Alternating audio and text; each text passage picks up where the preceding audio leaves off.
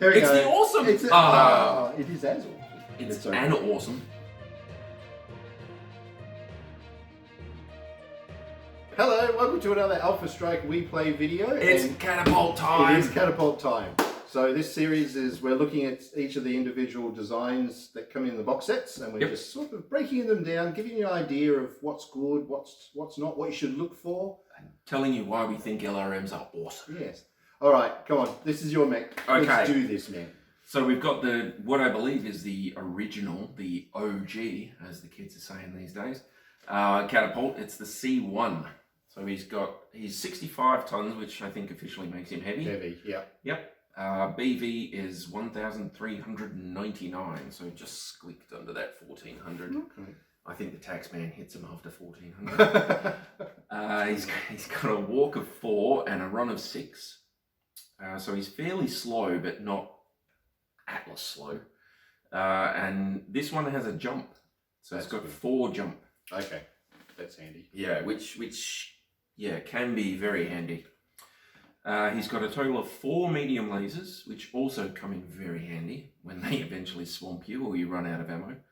And the coup de grace thing, he's got 2 LRM-15s. That's 30 missiles. We love LRMs. missiles. If you're going to LRM, do it hard. That's what they say. Bloody oath. They should be 20 racks, but there you go. Such is life. You can't have everything. He's got 2 of them. So yeah, it does make you...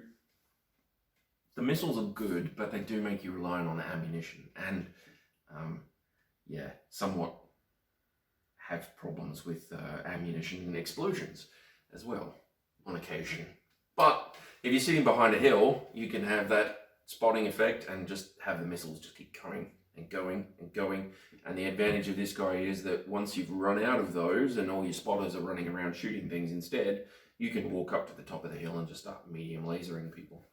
Having that jump of 4 is good because it helps the mech get into a good position. Yeah. If there's a nice partial cover spot right at the top of that big hill so you can see everything but still get a bit of protection, yep, you can get there, and that's yeah. good. And that with the missile boats, especially if you're doing a spotting thing, so you're not actually directly looking at people, being able to maneuver quickly to a spot that you want to get to is key.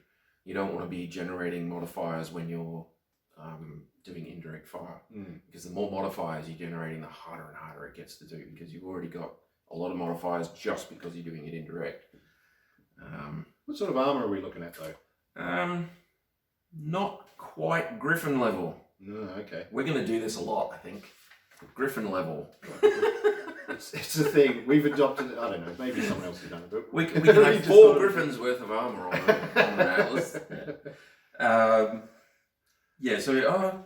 He's a little higher in some spots and a little lower than other spots. So he's only got like high medium mech level armor rather than low level heavy mech armor. Okay. If you see what I mean. Well, I suppose he is a support mech, so I don't expect it to be bristling with armor. Yeah, it's a fire support role. He is not meant to be walking up to people and going blam. So what are we, 21 hexes, maximum range for LRMs, with the capability to indirect fire? Yeah, that's fine. He wants to sit behind a hill or on top of a hill and just take pot shots at things on the horizon, basically. You're not meant to be getting this armor even like brushed against. The Court of Arson says, why is there a scratch? There's a scratch! How did you get that close? They go over these like inch by inch every time and it's going, no scratch! No, that's it. It's coming out of your pay. Oh dear. So, heat sinks, what are we looking at? Heat sinks, 15 single heat sinks. Okay. Which is quite a large amount, but if you start using those medium lasers, you need them. When you're just firing the missiles, no problems at all. But once you start having things get a little closer and you want to try and defend yourself, you're going to need those heat sinks. There would be situations, and I have seen it, where you still want to do a little bit of long-range missile fire, but you're going to need those medium lasers as well to defend yourself. So you've got your nice position, and you're doing indirect fire, and then someone threatens you, but you're still going to get that. Somebody's lousy little locust comes running around. Yeah. And you've got to try and get rid of it before it ruins your day. Well, 4 medium lasers if it's close enough. Hopefully, should do a lot of damage, but they are so fast. They are so very, very fast. Yeah. But yeah, he can defend himself against those scout mechs that will run right up to the missile boats and start peppering them. He's pretty solid mech. I like that one. So we've got what, eight shots per launcher, I think. Yeah. So it's got a ton of ammo, and each ton is 8 shots. Yeah, you're probably going to go through that ammo fairly quickly. So yeah, at some point he's going to have to go in and start blitzing. Yeah. But again, in the city, like. Well, he would stay out of the city until everybody else had finished, and then he'd walk into the city and go pew, pew. Yeah, doing indirect fire, and then if he's out of it, he's still got the jump jets and 4 medium lasers is good. Yep, do a bit of damage with that. That's cool. Solid. Okay, so what's the other variant? I think the Caretans had this one a lot, and that would stand up because it's the K2. K2. So it's a 4/6 still for walking and running, but he does not have jump jets anymore. Oh, okay.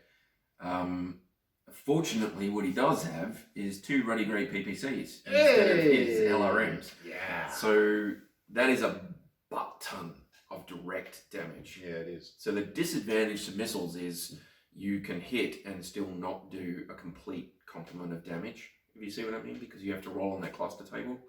With these, if you hit someone, if you hit them with both, that's 20 points. Dead, straight, bang. They are hole punchers, aren't they? Yes. They're right through armour. Yes. Fantastic. And that's why these guys get classified as snipers, because the PPC is just a long range, high level damage, and it's just blam, straight through you. If he hits, of course. He also has a couple of machine guns and a couple of medium lasers, again, probably for the pesky little locusty type things that come running around and start messing with you while you're sitting on your hill popping caps in people's butts. Twin machine guns, even infantry won't be going anywhere near that, I don't think. That's it. Absolutely deadly. Yeah. But he can't jump.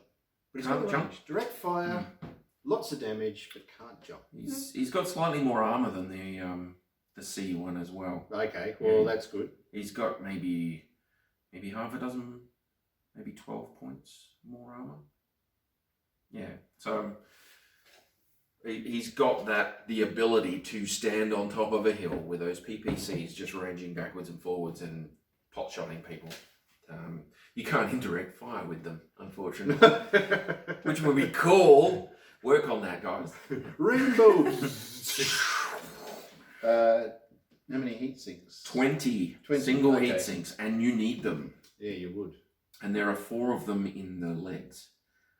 Even better. There you go. Bizarrely is lower battle value by about 80 points, so that's cool. But yeah, 20 single heat sinks and 4 of them in the legs means what, 24 potential if you stand in water. But each PPC is generating 10 points of heat, so you need them. You need every single one of them. You start losing them to weapons fire, and you're going to have troubles. It's funny, like even though they've got different weapon loadouts and things like that, the way that you would actually field it in the game would still be very, very similar. Very similar, You yeah. would just sit and take pot shots. The advantage of the K2, of course, without ammunition, you could... As you just keep going. Staying power is the thing. Yep. And that slightly more armor means that he can just stand on top of a hill, stand still, and just bam at things. No, I think that's probably... it's probably a design that would be good where you could comfortably have a lance of 4 of the same. Yes. Split between those 2 variants, and they would complement themselves really well. I think. Yeah, you could even use the PPCs to spot for indirect fire for the LRMs. You could. And then when the LRMs run out of ammo, which happens in most games, I've found 8 shots with LRM 15s that you go through them pretty quick. You do. Especially with two packs at a time. But once he has shot all those missiles off, he can walk around the outside and start medium lasering up close. Yeah. So you can't do, it doesn't have arms per se, so you can't really do punching and things like that. It's harder. But he's got a good solid kick. Really hard. Yeah, so you just do kicks. Make sure you got a decent pilot so you don't miss and fall over and it looks embarrassing. But these 2 ones here, if you are playing with modified pilots, I would go for gunnery skill every time.